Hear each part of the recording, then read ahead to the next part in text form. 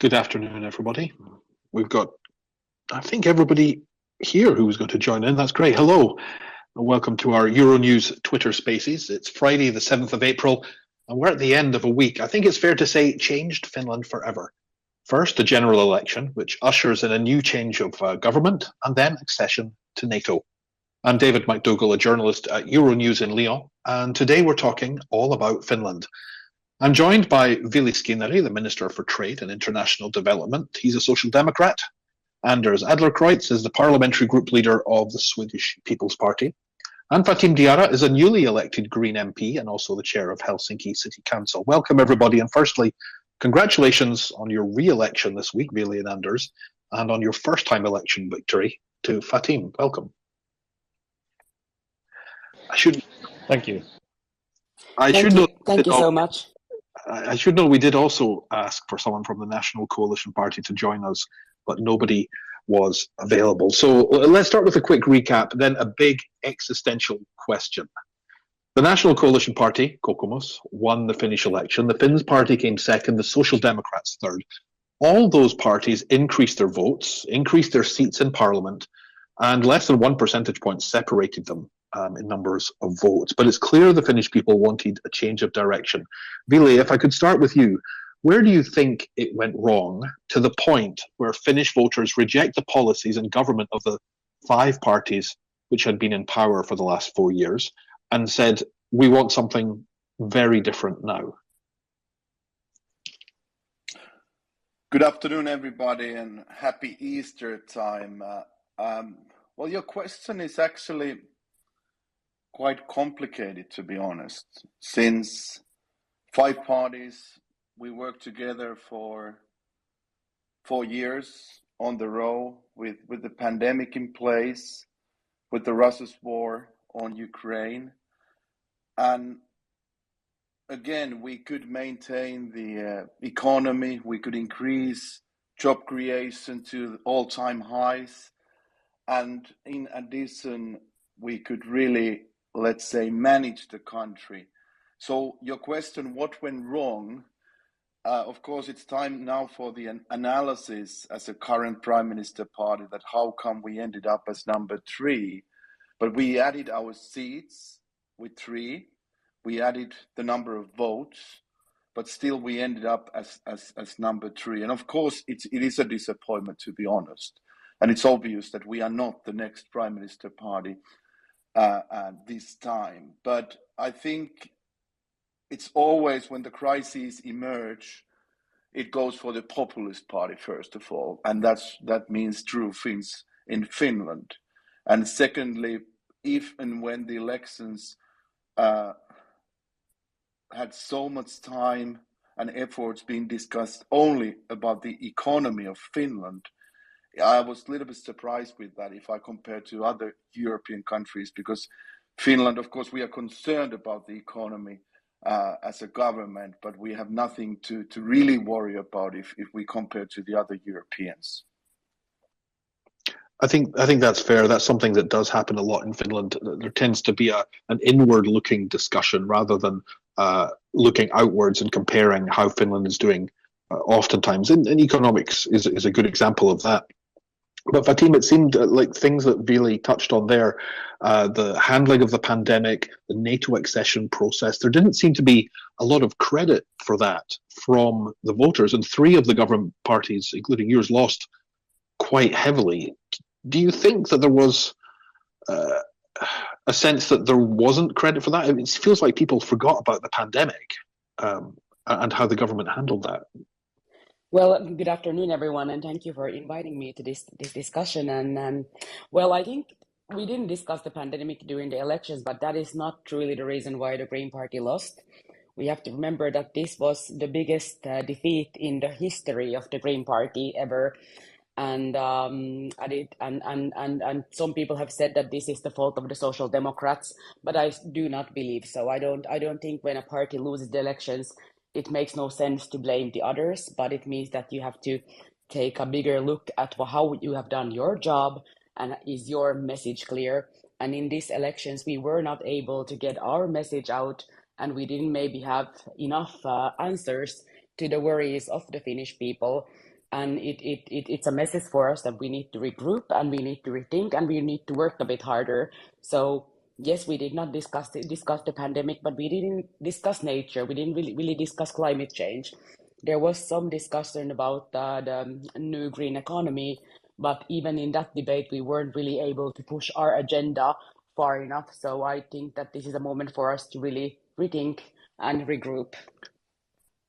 I don't want you to be too hard on yourself there, Fatim, because there were some successes. You know, you're a new Green MP. There was some new green growth there, you might say. But you're right, there wasn't really such a values discussion at this election, and we saw that also, you know, in the Swedish elections and the Danish elections last year.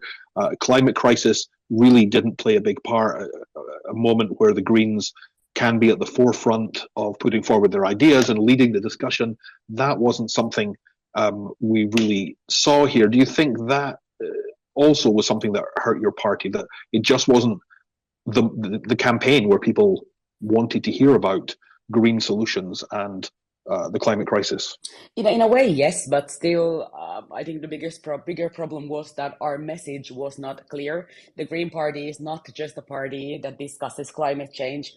We are a pro-market central liberal party, and we were not able to get our message through.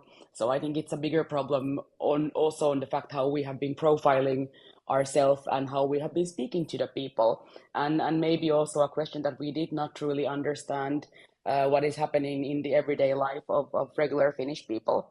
And our biggest loss also happened in our core areas, meaning inside the cities. And that is something that we have maybe forgotten, and the government also has forgotten really to defend the cities. And this is something that we have to now kind of go back a little bit to our roots and really bring out the good Green Party that we actually are. Anders, to pick up on something that Fatim said there about reaching out to voters and maybe forgetting how to speak to people in a language they want to hear. No pun intended. Your party did just fine. 10 seats going into this election, 10 seats coming out of this election. But we did hear a lot about how the Finns party in particular spoke plainly, engaged young people, particularly on TikTok. Do you think there's lessons to be learned, dare I say it, for the other legacy parties about youth engagement and that grassroots ground campaign that really got people out and got young people, it seems, for the Finns party really motivated for them? Absolutely, there are things to be learned. I mean, our party, of course, we managed to keep our seats, but the Finns party especially, and Kokoomus did very well and gained quite a few seats, and the Finns party especially, as you mentioned, gained a lot of traction among young voters and on these social media platforms, TikTok especially. And of course, from my point of view, the message of the Finn parties is very, very populist, and social media platforms, they promote a populist message in a way. The algorithms support an easy message, very black and white stories, a message that creates feelings either positive or negative, and they manage to, of course, take advantage of that, and I think there are lessons to be learned as far as trying to simplify your message, and yes, playing to the strengths of these platforms. I think I saw very clearly how often featured in TikTok,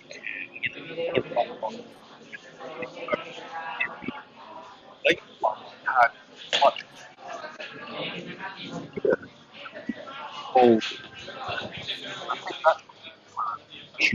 needs to be a change of technique.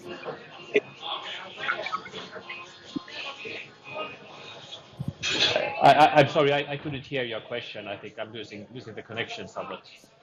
No worries. Let me just move on a little bit. Yes. Let me go back to, if you want to mute yourself, Anders, and I'll go back to Ville. And Ville, just after the election, maybe a slightly surprising announcement from Sanna Marin that she would be stepping down as leader of the Social Democrat Party. Was that a surprise within your party, or was it something that you saw coming? Because usually people step down when they lose an election badly, and I think it's fair to say that the Social Democrats lost the election well in the fact that you gained seats and gained votes. Well, first of all, thank you for that definition. I think that's one of the best I've heard in the last days. Well, of course, for the Social Democrats, we became the largest party in Finland 4 years ago with the leadership of Antti Rinne, and it was almost 20 years since last time. So that was a big win for us. We got a lot of confidence. And then 2019, when Antti Rinne resigned, replaced by Sanna Marin, of course, myself serving as a vice chair for both leaders, having a very close relation on daily basis. So, of course, I was a little bit surprised. But to be honest with you, I felt already some months ago that Madam Prime Minister wants to win, first of all. I think was, first of all, the disappointment that we were not number one. Like myself, I was so disappointed. And probably considering a couple of days, Sanna Marin made her final decision, which I understand, having a family, having a young daughter, myself having 3 children, we are still human beings. So I really appreciate that decision. And as always, the Social Democrats will find a proper leader with comprehensive skills which are needed, especially now as far as the world, Europe, the Nordics, Finland. So I'm convinced that in September, October, in our party summit, we will have good and talented leadership ongoing. And could that be you? We'll see. We'll see. I have time to think. I haven't said yes or no. I really have to consider. What is there to think about, Ville? What is there to think about? Well, it is a big decision. Let's put it that way. I've been a vice chair now for 6 years and 10 years on the road working as a full-time politician now.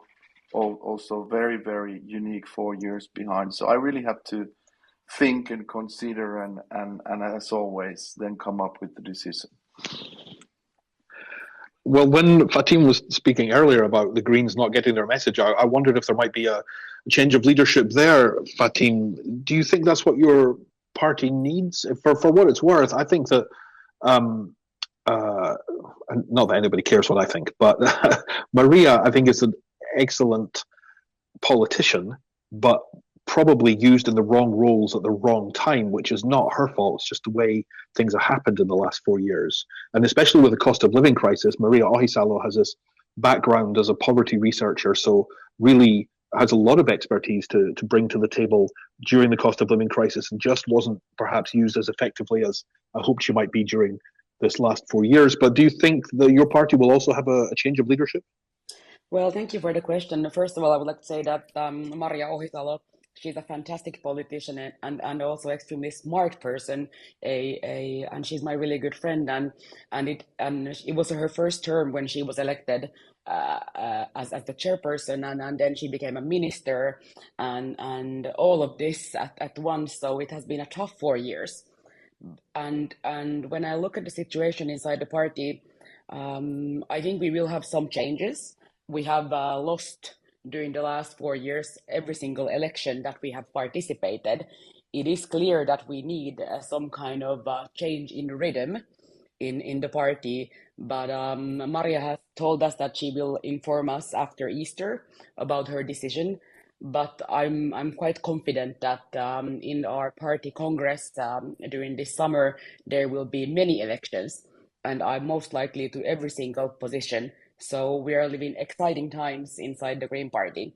And something that I truly hope is that we're going to be able to have a discussion on the direction of the party. Since we really haven't had a discussion on the direction of the party, since there hasn't really been big elections internally. So I'm positive. And well, I suppose we have to ask the same question to Anders because your party leader, Anna-Maja Henriksson, she's been in charge of the Swedish People's Party for 7 years now, I think, almost 8. Is there a change of leadership, do you think, coming there? What is on Anna-Maja's mind? I wish we could ask her, but you're the next best thing, Anders. Thank you.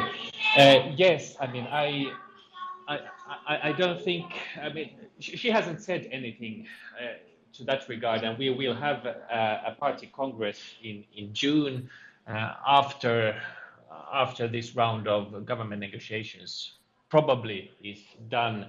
We'll see about that, and in due time before that, she will probably, I mean, she will say, tell us about her plans, and then we'll see what we'll do. But I doubt that she will step down. I suppose that she will sit at least for a year. I mean, we are after the election, so many things are changing, and in case we are in government, I think that will seal it, and she'll continue. Yeah. And we can ask about that just coming up. So if you're just joining us, welcome to the conversation. You're listening to a Euronews Twitter Spaces about the Finnish election results and NATO accession. I'm David McDougall, a journalist at Euronews in Lyon, and today I'm joined by Ville Skinnari, who's a social democrat, Anders Adlercreutz from the Swedish People's Party, and Fatim Diarra, a newly elected Green MP. So we've washed up a little bit of the election results, what went right and what went wrong. Let's turn now to the challenges of forming a new government. Ville, do you think you could just explain to people listening how that process works? So it starts with the biggest party, the National Coalition Party. They get the chance to open negotiations. Is it with everybody? Do they pick and choose? What is the format? Well, actually, it's very straightforward.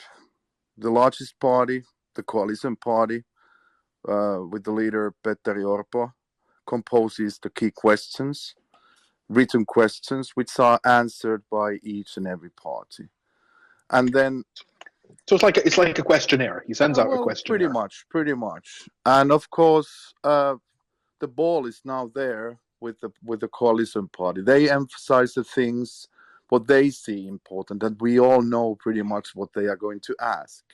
And then ourselves, the Social Democrats, we do write the reply, as simple as that.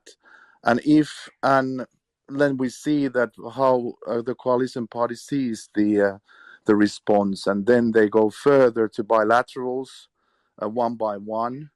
And then, as always in Finland, the coalition government is being formed, and it will take some weeks. It's difficult to assess. Normally, we have the government during the first week of June, but now the elections were held some 2 weeks earlier. So, but considering the international situation, the war in Ukraine, Finland needs the government pretty fast. And that's my message, that there is no time to really play around. Social Democrats, we take it very seriously what's going on. The European affairs, everything. We have to provide trust amongst the Finns, especially. The country cannot be divided to the, let's say, the populist side and, let's say, the traditional parties who we represent.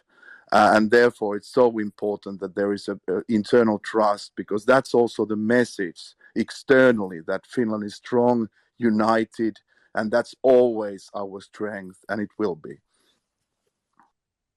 So the elephant in the room here is the populism.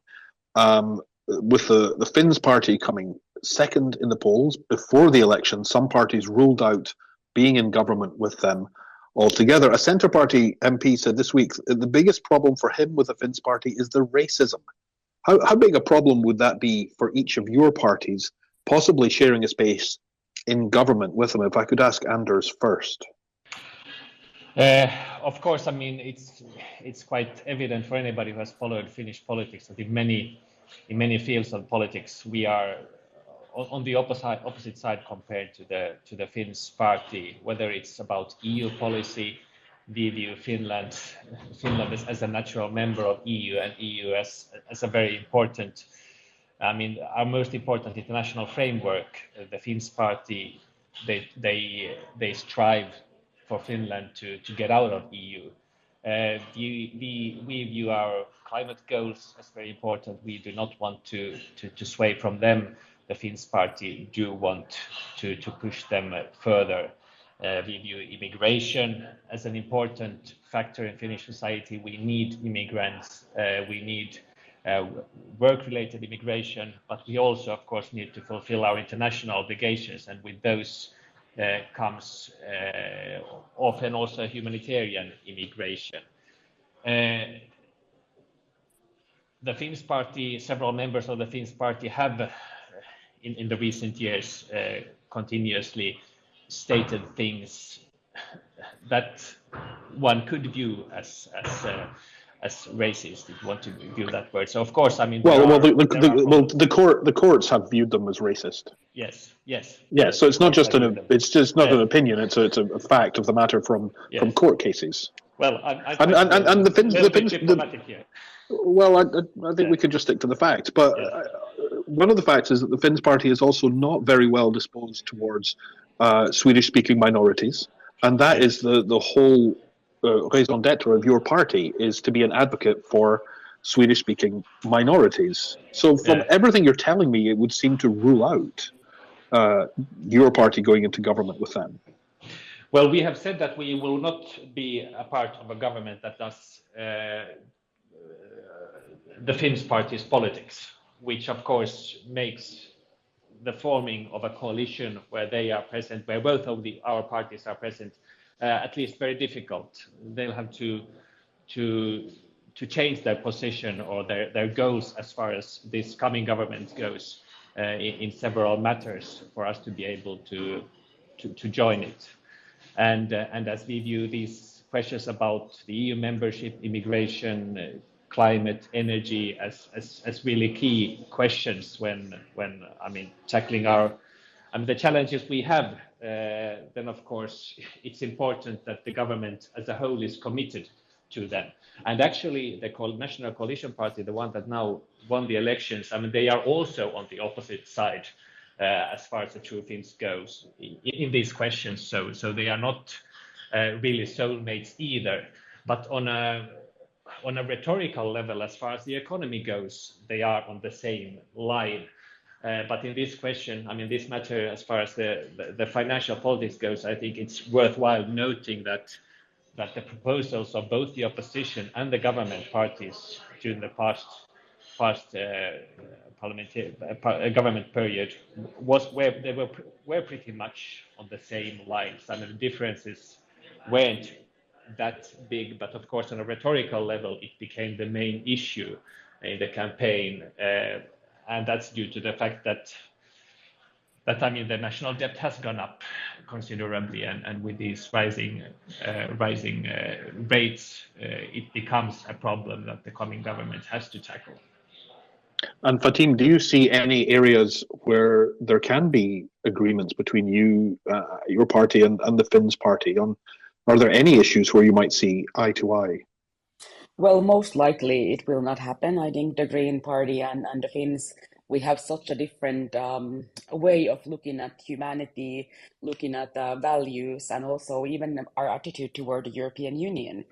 I really don't see, and when we discuss climate change and their opinion on it, I see it quite difficult for us to cooperate with them on any of these issues. But I have to say that I understand that many parties now are interested maybe in joining the Finns to the government, since the fact is that a major amount of Finnish people gave their trust to this party, and many Finnish people want to have a smaller welfare state and want more robust actions. So maybe this is the direction that Finland has to take now. Of course, I see it as a huge shame for this country, since we are an aging society. We do need more people, but we need people to want to move to this country. And if this country starts to normalize racism, it will lead to a more general society, and then I really don't see a way forward. But the Greens and the Finns in the same government, most likely that will not happen. So again, I should say that we reached out on Monday originally to the National Coalition Party, to Kokoomus, to find someone to join us today, but they weren't able to do that. So I appreciate that we're talking around them, and I'd much rather be talking with them. But what are the challenges then, Ville, for Kokoomus looking ahead to these negotiations? If you were a Kokoomus negotiator, if you were putting yourself in Petteri Orpo's shoes, then what are the biggest challenges for the negotiations?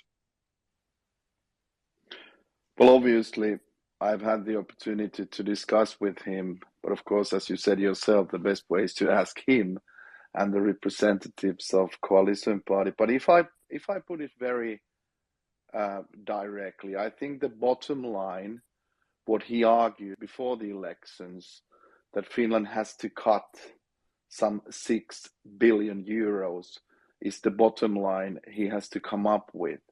I think that's one of the major things. But what I've said to him and what I've said to the other coalition party representatives and our party, what we have underlined, that we have to, in any case, provide sustainable growth for Finland. We all know that. We need the minimum of 2% GDP per year in order to sustain the welfare society. And I think that's something that we all understand, and then we have to be very comprehensive. And from our side, of course, the bottom line is that we don't want to cut from the people who are the most vulnerable. We don't want to cut from education, we don't want to cut from social and healthcare, but for the coalition party, according to their mathematics, it's obvious that they will cut at least 1 billion plus, which is huge money for the regions, huge money for the system level approach. And therefore, of course, I think that they also will feel pressure from the true Finns side when it comes to immigration, as my colleagues already indicated, because Finland does need labor, as every European country, every country in the world, who are lacking that. And then, of course, the values, the very core of everything. And therefore, it won't be easy with true Finns, with all my respect. And therefore, of course, we as Social Democrats, as always, we want to be the builders, constructive party around. And that's what we said to coalition and everybody. We are there to keep up the dialogue, and we are there to discuss. But we are not selling our values either. We are not selling our principles, or the principle that we are defending the most vulnerable people. So, for me, I'm going to put you guys on the spot, maybe see if we can get a prediction from you. But if I had to give a prediction, maybe it's wishful thinking, I'm going for a blue-red coalition as anchor parties. The Finns party prefers to stay in opposition rather than make too many compromises or work responsibly in government. Kokoomus will have to turn to others. They're going to have to make some big cuts, as you say, and they'll see how at the 2019 election, they'll see how the Centre Party were punished by voters for being the party that took the lead on making such big cuts into austerity. So we've got a Kokoomus, Social Democrats, and Swedish People's Party, and then either the left or the Greens in there as well. And we're back to a sort of rainbow coalition, because I think it might be too many compromises to join with the Finns party, and they might prefer to be out of government. Does anybody else dare to give a prediction? We'll take any of you. Yes, well, I think your prediction is fairly good. I think that is. I don't dare to say the most probable, but I think that would be a fairly good outcome, having a government based on Kokoomus and the Social Democrats, and that's mainly because I mean we have challenges ahead, challenges where I think these parties, after all, are closer to each other. There's turmoil in Europe. We have a war in Ukraine. If there is an EU crisis, for example, we have to have a stable government that dares to make decisions and that has a positive attitude towards EU. So also for that reason, I would view that coalition as a better coalition in that situation. As far as the other parties in such a coalition, I think we are, of course, one candidate. The Greens might be, the Christian Democrats might also be. I doubt that the Left Alliance would want to join it, but of course that's another discussion.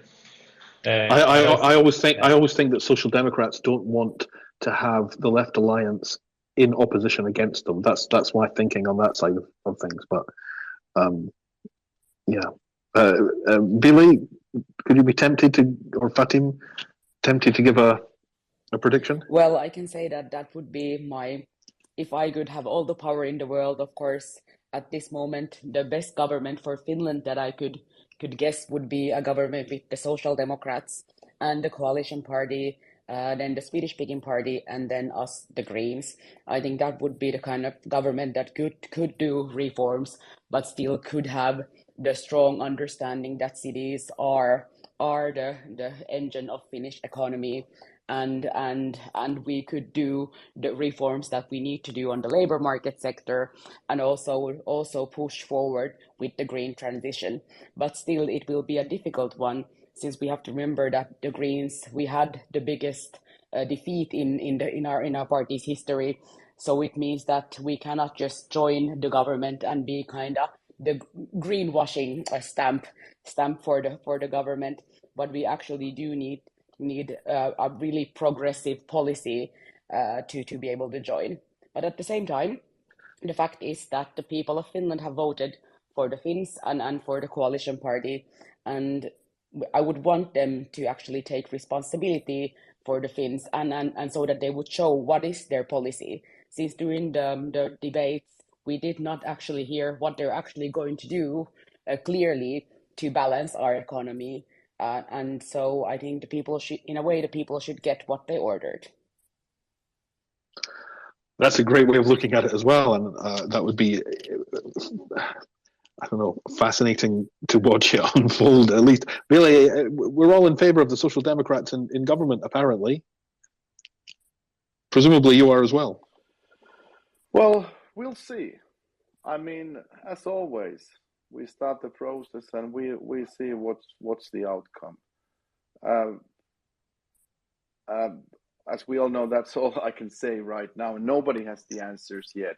But if we look at Sweden, I followed, of course, Swedish elections very closely as a social democrat, and Sweden is the most important partner always, and now even more. There, the populist party, the Swedish Democrats, they went to opposition to support the government. And if you look at the success of the government, it's not going that well in Sweden. So of course we cannot copy paste Sweden or any Nordic country to Finland or any country in the world, but we'll see that what is true Finns' ultimate commitment at the end of the day, when each and every detail is on the agenda and on the table. Because as always before the elections, it was pretty much on, let's say, upper level discussion. It was just, headlines about the economy, the cuts. But once you implement that to every person's daily life, whether you are a salaryman, a student, or pensioner, you really start to understand that, hey, what does this actually mean? And therefore, of course, I think that we will see a next page also in domestic debate, and we will see other topics than before the elections. And then always, we as Social Democrats, we are strong because we are pretty comprehensive when it comes to society and the key challenges. If you're just joining us, welcome to the conversation. Where have you been? You're listening to a Euronews Twitter Spaces about the Finnish election results and NATO accession. David McDougall at Euronews in Lyon, and we're joined by Ville Skinnari from the Social Democrats, Anders Adlercreutz from the Swedish People's Party, and Fatim Diarra from the Greens. Let's just turn now in the short time we have left to NATO. A huge week for Finland, becoming NATO's 31st member state. A little bit bittersweet that Sweden is not quite there yet. But Fatim, membership of NATO was something that really all the parties could agree on ultimately, and a huge percentage of the people in the polls supported it. Were you surprised how quickly Finns changed their mind, or how quickly political parties advocated for joining in the past year? Well, not really, since when our security situation changed due to the horrible war that Russia started, I thought it was understandable. I think Finland has always been quite pragmatic when we discuss our defense policy, and when the situation changed, you have to do a new analysis and then rethink your position. And I of course did support joining NATO, but unlike many other politicians, I was not on the side of celebrating the fact that we are joining NATO, and still I'm not celebrating the fact that we became a NATO member. I see it as a sad thing that we actually need more military kind of defense. I think it's a sad thing that countries are going to spend more money in weapons. It will not make the world a safer place. But I understand why we're doing it, and I think we need to do this. But this kind of celebrating and saying that Finland has joined this kind of union of values that is called NATO is something that I do not agree with. I believe that we joined NATO due to the fact that we need more defense. We need the possibility of nuclear weapons. But I'm not happy that we are in this situation. Yeah, I think that's fair enough. I don't think anybody's happy at more conflict. Nobody gets excited about more war, at least certainly not in Finland. Anders, I don't know if you know, but if you Google your name, the first suggestion that comes up on autocomplete, at least on my computer, is Anders Adlercreutz Leopards, which was part of the Free the Leopards campaign for the Leopard tanks. So much of the impetus behind Finland joining NATO was about that support for Ukraine and seeing the Russian aggression there. So how important is it now for Finland to play that positive role within NATO and also unilaterally in supporting Ukraine? I think it's very, very important for us, of course, to be a constructive member of NATO. I'm personally very happy for that we are members.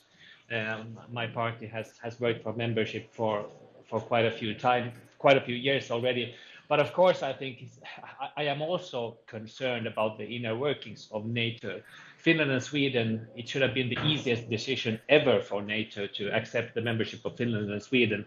But then it ended up being a game where Turkey and Hungary were playing their parts. And now, of course, Finland is a member, but Hungary and Turkey are continuing their game with Sweden, which I think is actually quite outrageous. If you are a member of a coalition that actually whose existence is based on solidarity and a mutual agreement, a system where you're supposed to help each other, making politics out of the membership of Finland and Sweden, two countries that without doubt make the coalition stronger, I think it's irresponsible. So I really hope that Finland, now being a member of NATO, can push the membership of Sweden forward. It took 15 seconds for us to ratify the Swedish membership after we were accepted as members, and we are still waiting for Turkey and Hungary to make their decisions. They are moving their goalposts all the time. We have signed an agreement with Turkey. We signed it in Madrid last summer. Finland and Sweden has fulfilled their parts,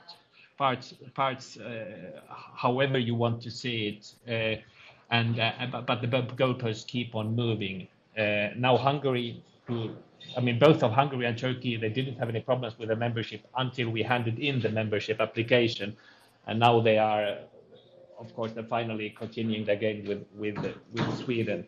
And I think it's especially sad in the case of Hungary, who is an EU member and who has a very close relationship with Sweden, for example, also on an industrial level, to continue this dangerous game that actually only benefits Putin and nobody else.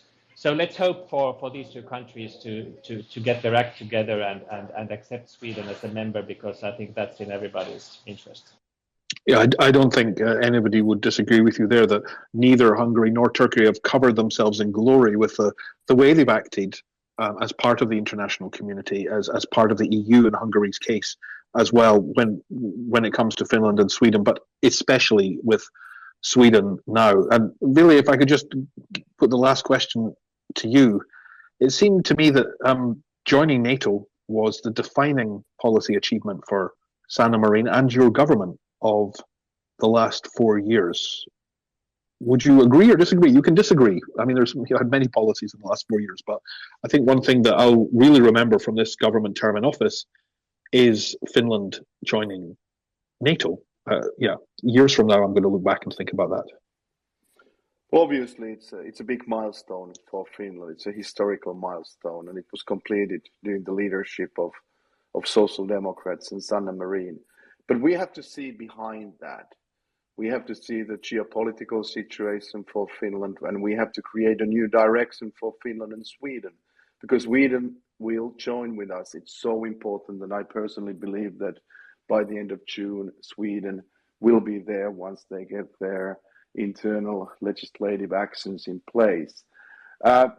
What we bring together, we bring the Nordic dimension, northern dimension to NATO, but also for European Union, and also the Arctic platform with Norway, Sweden, Finland, and even Denmark. So we are a Nordic platform for NATO. We are the Nordic platform for industrial capability, digitalization. So I really believe in a very strong future of the Nordics. And that's why even now, next week, I'm going to be in Stockholm with my Swedish colleagues and businesses, because we are really to construct ourselves as far as the strategic autonomy.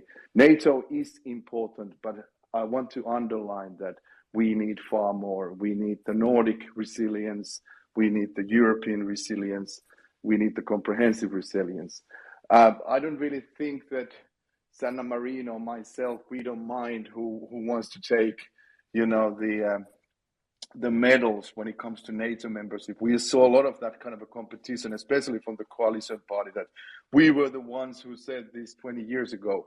Finland's long-lasting foreign and security policy is appreciated all over the world, and it's been like that for decades.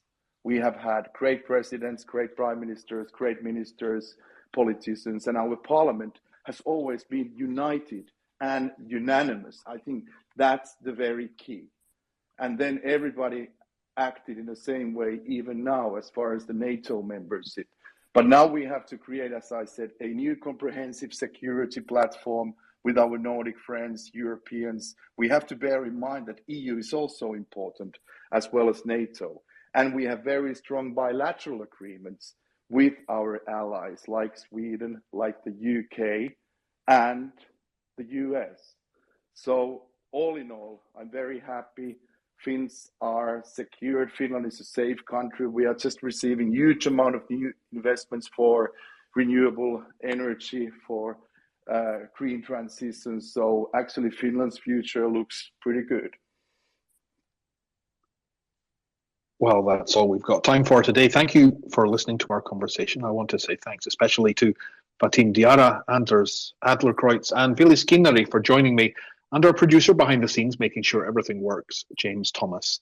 You can find our full coverage and analysis of Finnish politics, the election results, and the path to NATO membership on our website, euronews.com, or the Euronews app. If you're listening in Finland, I wish you hyvää pääsiäistä, happy Easter, hyvää viikonloppua, and bye for now.